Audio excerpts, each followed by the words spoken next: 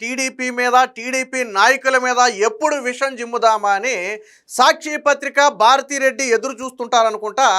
చిన్న సందు దొరికితే చాలు దాన్ని భూతద్దంలో పెట్టి చూపించి ఆ ప్రజలందరికీ టీడీపీ నేతలంటే అసహ్యం కలిగే విధంగా ఆ వార్తా కథనాలు ప్రచారం చేయడం సాక్షికి చెల్లింది. అయితే ఏదైనా మనం ఒక కథనాన్ని ప్రచురించేటప్పుడు ఖచ్చితంగా 1-2 సార్లు క్రాస్ చెక్ చేసుకోవాలి. అవసరమైతే సంబంధిత వ్యక్తులతో మాట్లాడి కొంత డేటా సేకరించిన తర్వాత మనం వార్తను ప్రచురించాలి. ఇది ఆ పత్రికల్లో నైతికత అనొచ్చు. వాస్తవానికి పత్రికలు కొన్ని రూల్స్ అండ్ రెగ్యులేషన్స్ ఉంటాయి. ఊహించి ఊహాగానాలు రాయటం అనేది అన్ని సందర్భాల్లో కుదరదు. సాధారణంగా పత్రికలు అనేవి కొంత రాస్తాయి. బట్ కొన్ని విషయాలు అంటే ఒక వ్యక్తికి అంటగట్టేటప్పుడు కానీ, పార్టీలకు అంటగట్టేటప్పుడు కానీ, లేదైనా ఒక ఇష్యూ క్రియేట్ చేసేటప్పుడు కానీ ప్రాపర్ ఎవిడెన్స్ లేకుండా కథనాలు అనేది రాయకూడదు. అది అయితే మన సాక్షికి ఏంటంటే ఇలాంటివేమీ ఉండవు. అదే వైసీపీ నేతలు అత్యంత దారుణాలు చేసేసి గతంలో మొన్న ఎన్నికల సమయంలో పాల్వాయి గేటు వద్ద ఏకంగా వాళ్ళ ఎమ్మెల్యే క్యాండిడేట్ ఈవీఎం బద్దలు కొట్టాడు. పిన్నెల్లి రామకృష్ణారెడ్డి వాళ్ళ సోదరులు బద్దలు కొట్టారు. ఎప్పుడైనా సాక్షిలో వచ్చిందా? అలాగే వైసీపీ నేతలు అధికారంలో ఉన్నప్పుడు ఎంతోమంది టీడీపీ నేతల మీద దాడులు చేశారు, దౌర్జన్యాలు చేశారు, తలలు పగలు కొట్టారు. సాక్షిలో వచ్చిందా? రాలేదు. ఎందుకంటే అవి రావు. కానీ టీడీపీ నేతలు ఎక్కడైనా సరే చిన్న చిటికేసారనుకోండి, అడుగో టీడీపీ నేతలు చిటికేసి బెదిరిస్తున్నారు, ఈ కథనాలు మాత్రం బాగా వస్తాయి. సో 2 రోజుల క్రితం ఏదైతే గుంటూరు జిల్లా వెంగయ్యపాళానికి సంబంధించి మిర్చి యార్డ్లో శేషమ్మ, ఈపూరి శేషమ్మ అనే ఒక మహిళ బలాన్మరణానికి పాల్పడింది. మీరు ఆ వీడియో చూసే ఉండుంటారు. ఏంటంటే కొంతమందికి ఒక 2 లక్షల వరకు అప్పు ఇచ్చింది, అందులో కొంత తిరిగి చెల్లించేసింది. మిగతా సొమ్ము చెల్లించమని ఇంటి మీదకి వచ్చి ఒత్తిడి చేస్తున్నారు కాబట్టి నేను చనిపోతున్నాను, నా చావుకి వీళ్ళు కారణం అని చెప్పి వీడియోలో 4-5 పేర్లు చెప్పింది. అయితే ఇక్కడ ప్రధానంగా సమస్య ఎక్కడ వచ్చిందంటే ఆ మహిళ మాట్లాడేటప్పుడు కల్లూరి శ్రీనివాసరావు అని ఒక పేరు చెప్పింది. సో వాస్తవానికి ఏంటి ఆ పేరు అంటే, కల్లూరి శ్రీనివాసరావు అనే వ్యక్తికి ఈ అప్పుకి సంబంధం లేదు. ఆ వ్యక్తి దగ్గర వీళ్ళు అప్పు ఏం తీసుకోవాలా. కాకపోతే ఆ పేరు ఎందుకు వచ్చింది నోట్లో నుంచి అంటే, సాధారణంగా వీళ్ళకి ఎప్పుడైనా ఏదైనా అవసరమైతే వెంటనే సంప్రదించే వ్యక్తి కల్లూరి శ్రీనివాసరావు. అంటే కొద్ది చేదోడు వాదోడుగా ఉండే మనిషి కల్లూరి శ్రీనివాసరావు. ఆ మహిళకే కాదు, ఆ కుటుంబంలో అందరికీ ఆ వ్యక్తి పరిచయమే. సో వాస్తవానికి మరి ఎవరి పేరు చెప్పపోయిందంటే కర్లపూడి శ్రీనివాసరావు. కల్లూరి శ్రీనివాసరావు అన్నది వాళ్ళకి సహాయం చేసే వ్యక్తి, కొద్దో గొప్ప వాళ్ళ ఆనుపాను చూసుకునే వ్యక్తి. కానీ కర్లపూడి శ్రీనివాసరావు అనే పేరు చెప్పబోయి కల్లూరి శ్రీనివాసరావు అనే పేరు చెప్పింది. బట్ వెంటనే తేరుకుని ఫస్ట్ చెప్పిన పేరుకి వెనకమాలే మళ్ళీ కర్లపూడి శ్రీనివాసరావు అని చెప్పింది. తర్వాత మరి కొన్ని పేర్లు చెప్పింది. సో అయితే ఇక్కడ కరెక్ట్గా సాక్షికి ఇదే అదును దొరికింది. ఎవరి కల్లూరి శ్రీనివాసరావు అంటే టీడీపీ పార్టీలో యాక్టివ్గా ఉన్నటువంటి మెంబరు, అదేదో కింది మండల స్థాయిలో లీడర్గా కూడా ఉన్నాడు. గతంలో నారా లోకేష్తో ఫోటోలు కూడా దిగారు. సాధారణంగా టీడీపీ నేతలు అంటే ఏదో సందర్భంలో దిగుతారు కదా.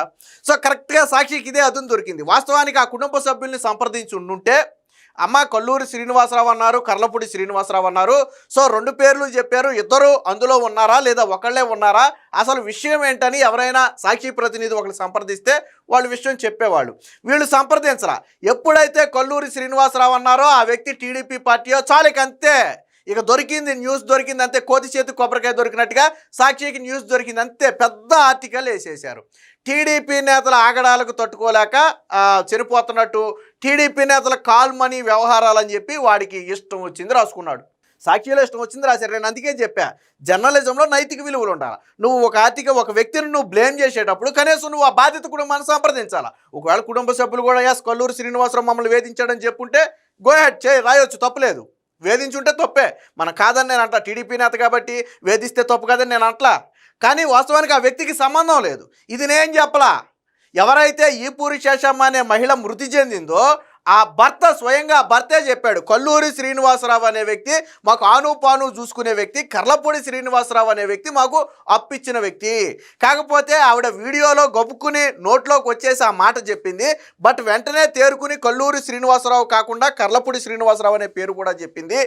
మీరు 1-2 సార్లు ఆ వీడియో చూస్తే అర్థమవుద్ది అని చెప్పి స్వయంగా ఆ చనిపోయిన ఆవిడ భర్తే ఒక స్టేట్మెంట్ ఇచ్చారు. అంటే వాస్తవానికి చనిపోయిన కుటుంబం నుంచి ఒక స్టేట్మెంట్ తీసుకోవడం అంటే కొద్దిగా బాధాకరం.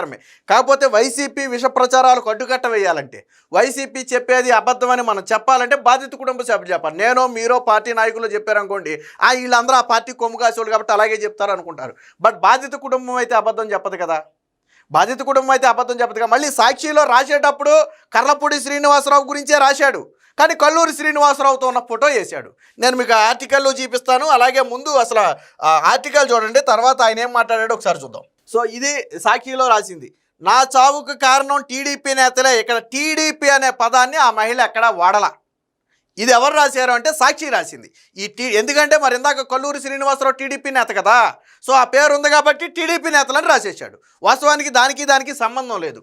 కాల్ మనీ ఆగడాలకు బలైన కాపు మహిళ. ఇక్కడ ఎంత దౌర్భాగ్యం అంటే, ఒకవేళ నిజంగా వేధింపులకు బలైతే తప్పులేదు రాయ్, ఒక వేధింపులకు ఒక మహిళ బలైందని రాయ్. కానీ ఇక్కడ ఏం రాశాడు చూడండి, కులం పేరు రాశాడు. ఇక్కడ కులం పేరు రాశాడు అంటే కమ్మ కాపు మధ్య లేదా కమ్మారెడ్డి మధ్య ఇలా మొత్తానికి కులాల మధ్య చిచ్చు పెట్టడం అనేది వైసీపీ పార్టీకి మాత్రమే చెందినటువంటి విద్య.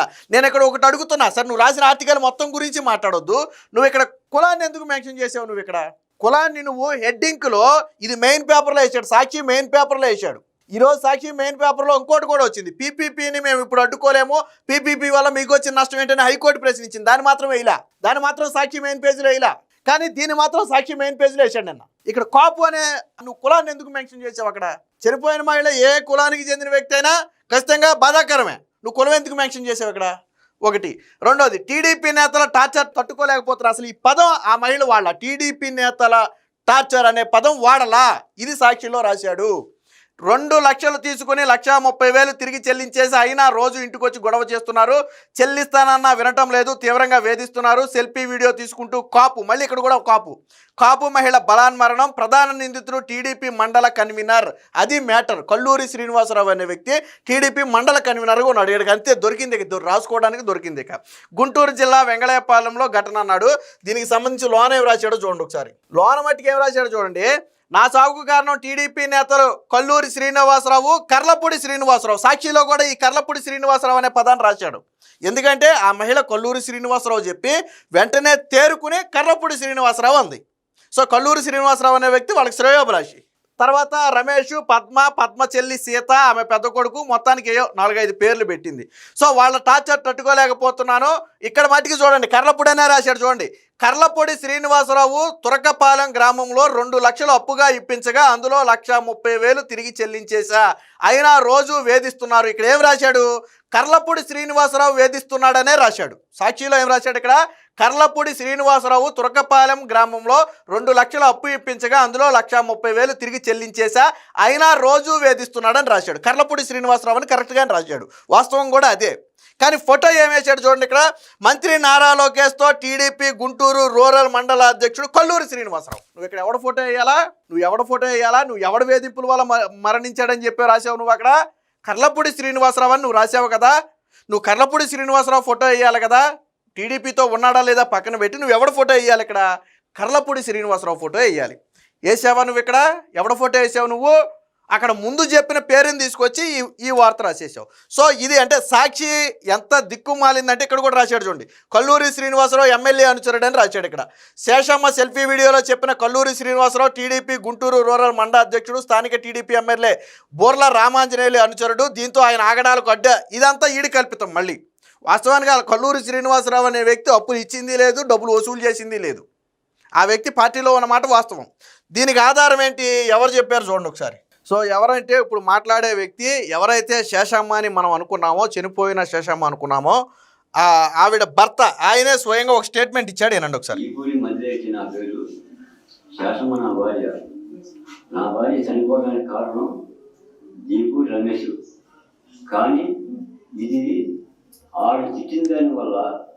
వాస్తవానికి ప్రధాన కారణం ఎవరంటే ఈపూరు రమేష్ అనే వ్యక్తి ఎంటైర్ ఈ హింసకు కారణం. అది స్వయంగా ఆ వ్యక్తే చెప్పాడు. ఈపూరు రమేష్ అనే వ్యక్తి ఎవరో అసలు మనకు తెలియదు. వాళ్ళ బంధువు అవ్వచ్చు, ఇంకోటి అవ్వచ్చు. ఆ వ్యక్తి ప్రధాన రీజన్. ఆ మాట స్వయంగా భర్తే చెప్పాడు. మానసికంగా ఏర్చిన వల్ల, ఫోన్లు చేసి హింసలు పెట్టిన దాని వల్ల అది నా భార్య చనిపోయింది. దానికి ఈ కల్లూరి సీను అనే వ్యక్తి ఇక్కడ మంచి చెబ్బలు చూస్తాడు కాబట్టి నా భార్య ఎప్పుడైనా ఆపద వస్తే ఆయన ఫోన్ చేసి ఇదయ్యా ఇక్కడ బాగు చేయండి అయ్యా అని చెప్పుకుంటుంది కాబట్టి. సో ఎవరు ఈ కల్లూరి శ్రీను అనే వ్యక్తి స్వయంగా భర్తే చెప్పాడు. మంచి చెడ్డలు చూసే వ్యక్తి, నేను ఇందాకే చెప్పే శ్రేయోభిలాష్ అంటే వ్యక్తి, ఏదైనా గొప్పకుని అవసరం వస్తే ఫోన్ చేస్తే అందుబాటులో ఉండేటువంటి వ్యక్తి. ఆ విషయం కూడా చెప్పాడు. ఎప్పుడైనా నా భార్యకి ఏదైనా గొప్పకుని ఏదైనా అవసరం వస్తే ఆ వ్యక్తికి ఫోన్ చేస్తుందని చెప్పి స్వయంగా భర్తే చెప్పాడు. అది కల్లూరి శ్రీనివాసరావు. బట్ ఆ వ్యక్తికి ఈ వడ్డీకి అప్పుకి వీటికి సంబంధం లేదు. సో అది తర్వాత ఏనండి ఒకసారి. దానివల్ల కర్లపూడి సీను పేరు చెప్పయి కల్లూరు అనే పేరు చెప్పింది. కానీ ఎమ్మటేసి మార్చిందిగా. అప్పుడు మీరు అర్థం చేసుకోవాలిగా. వైసీపీ వాళ్ళు మీరు దీన్ని పొందదండి. మీరు పేరు ఏదో కాపులకి కమ్ములకి తగాదాలు పెట్టి ఏడకి నాకు ఇంటిగా చెయ్యాలని మీరు చూస్తున్నారు. కానీ దీని ముందు ప్రజలు గమనించండి. విన్నారు కదా ఎందుకు ఇక్కడ ఆయన కమ్మ కాపు మధ్య తగాదాలు పెట్టాలని చూస్తున్నారు అని మాట్లాడాడు అంటే, వాస్తవానికి కాపు కాపు కాపు అని ఏదైతే సాక్షిలో రాశాడో అది వాళ్ళ దృష్టికి కూడా వెళ్ళింది. కులాన్ని మెన్షన్ చేసి రాయటం అనేది వాళ్ళ దృష్టికి కూడా వెళ్ళింది. ఆయన చాలా స్పష్టంగా చెప్పాడు. కర్లపూడి శ్రీనివాసరావు అనే పేరు చెప్పబోయి కల్లూరి శ్రీనివాసరావు అని చెప్పింది. కానీ వెంటనే తేరుకుని కర్లపూడి శ్రీనివాసరావు పేరు కూడా చెప్పింది. కానీ కొంతమంది వైసీపీ వాళ్ళు దీన్ని దుష్ప్రచారం చేస్తున్నారని చెప్పి స్వయంగా ఆయనే మాట్లాడాడు. ఇది వాస్తవం కాదు. కల్లూరి సీన్ అనేది కరెక్ట్ కాదు. కర్లపూడి సీను కరెక్ట్. మళ్ళీ మళ్ళీ అది వినండి. మీరు నా భార్య చెప్పిన వాగ్మూలం వినండి, అర్థం చేసుకోండి. మీరు దీన్ని మనకు పెద్ద చేయొద్దు. అది అంటే ఒక రకంగా భారతీరెడ్డి లాంటి వాళ్ళకి చెంపపెట్టు లాంటిది ఇది. ఎవరైతే చనిపోయారో మహిళ భర్త చెప్పింది కల్లూరు శ్రీనివాసరావు అనేది వాస్తవం కాదు, కర్లపూడి శ్రీనివాసరావు అనేది వాస్తవం. వాస్తవానికి అసలు ఆ వ్యక్తి కూడా వేధించినట్టుగా ఈయన చెప్పలా. రమేష్ వీళ్ళ ఇంటి పేరుతోనే ఉన్నటువంటి రమేష్ అనే వ్యక్తి ప్రధానంగా వీళ్ళని ఇబ్బంది పెట్టినటువంటి వ్యక్తి. సో సరే అదంతా వేరే విషయం, దాన్ని పక్కన పెడదాం. కానీ ఇక్కడ కర్లపూడి శ్రీనివాసరావుకి కల్లూరి శ్రీనివాసరావుకి తేడా ఉంది. ఈయన 1-2 సార్లు చాలా స్పష్టంగా చెప్పాడు కల్లూరి శ్రీనివాసరావు కాదు. వాస్తవానికి మనమైనా సరే ఏదైనా ఒక పేరు పలకాలన్నప్పుడు ఎక్కువ ఆ ఇంటి పేరుతోనో ఆ పేరుతోనో సింక్ అయి ఉన్నప్పుడు ఏంటంటే సాధారణంగా పలికేస్తాం మనం. సో కాబట్టి ఏంటంటే అలా పలికినటువంటి పేరు ఇది. కానీ వాస్తవానికి ఆ ఘటనకి దానికి సంబంధం లేదు. ఆ దురదృష్టం ఏంటంటే ఆ మహిళ కల్లూరి శ్రీనివాసరావు కాదు కర్లపూడి శ్రీనివాసరావు అని కొంచెం క్లియర్గా చెప్పుంటే పరిస్థితి ఉండేది. బట్ ఆ మహిళ ఉన్నటువంటి మనోవేదన కావచ్చు, అప్పుడు ఉన్నటువంటి పరిస్థితులు కావచ్చు చెప్పినప్పటికీ తర్వాత వెంటనే కర్లపూడి శ్రీనివాసరావు పేరు కూడా చెప్పింది. ఇది స్వయంగా కుటుంబ సభ్యులు ఇచ్చినటువంటి స్టేట్మెంట్. ఇది మొత్తం 3 కుటుంబ సభ్యులు, మన 3ని చూస్తున్నాం మనం. మరి సాక్షిలో ఎటువంటి స్టేట్మెంట్ ఉంది? పైగా ఇలా సాక్షిలో కూడా కర్లపూడి శ్రీనివాసరావు దగ్గర అప్పు తీసుకున్నారు, కర్లపూడి శ్రీనివాసరావు వేధించాడనే రాశారు. కానీ కల్లూరి శ్రీనివాసరావు ఫోటో వేసి నారా లోకేష్తో ఉన్న ఫోటో వేసాడు. వేయాల్సింది ఎవడు ఫోటో వేయాలి? నువ్వు కర్లపూడి శ్రీనివాసరావు ఫోటో వేయాలి. కల్లూరి శ్రీనివాసరావు ఫోటో ఎందుకు వేసావు? తప్పు జరిగితే తప్పే ఉంది, మనమే దాన్ని కాదంట్లా. కానీ దీనికి ఏం రాశాడు? టీడీపీ నేతలు కాలు మనీ ఆగడాలంట. వాస్తవానికి కల్లూరి శ్రీనివాసరావుకి ఈ అప్పుకి సంబంధమేలా. కానీ ఏమైనా హెడ్డింగ్ పెట్టి రాశారు? ఇంత నీచమైన ఇంత దౌర్భాగ్యమైనటువంటి జర్నలిజం ఎక్కడైనా ఉంటుందా? కనీసం బాధిత కుటుంబాన్ని సంప్రదించి అమ్మ కల్లూరి శ్రీనివాసరావు ఎవరు, కర్లపూడి శ్రీనివాసరావు ఎవరు, ఏంటి వీళ్ళిద్దరి పాత్ర నువ్వు కనీసం అడుగుంటే ఎవడైనా ఆ రోజే చెప్పేవాడు, ఒరే బాబు కల్లూరి శ్రీనివాసరావుకి దీనికి సంబంధం లేదు, నా భార్య పొరపాటున కర్లపూడి శ్రీనివాసరావు పేరు చెప్పబోయి ఆ పేరు చెప్పింది, ఆయన్ని అందులోకి లాగొద్దు అని ఎప్పుడైనా చెప్పేవాడు. కానీ వీళ్ళకి పేరు దొరికింది కదా, ఇక చాలు టీడీపీ మీద బురద జల్లడానికి ఆయుధం దొరికింది. కాబట్టి సాక్షి మెయిన్ పేజ్లో వేసుకున్నాడు. సాక్షిలో వచ్చే ప్రతి వార్త కూడా ఇలాంటిదే. ప్రతి వార్త టీడీపీ మీద విషం జిమ్మే ప్రతి వార్త కూడా పచ్చి అబద్ధం. ప్రతిసారి ఇది ఫేక్ ఇది నిజం అని చెప్పడంతోనే సరిపోతుంది. చేసిన మంచి చెప్పుకోవడానికి లేదు. కానీ వీళ్ళు చేసే ఎదవ పనులు మాత్రం ఇది ఎదవ పని అని చెప్పడానికి సమయం అంతా సరిపోతుంది.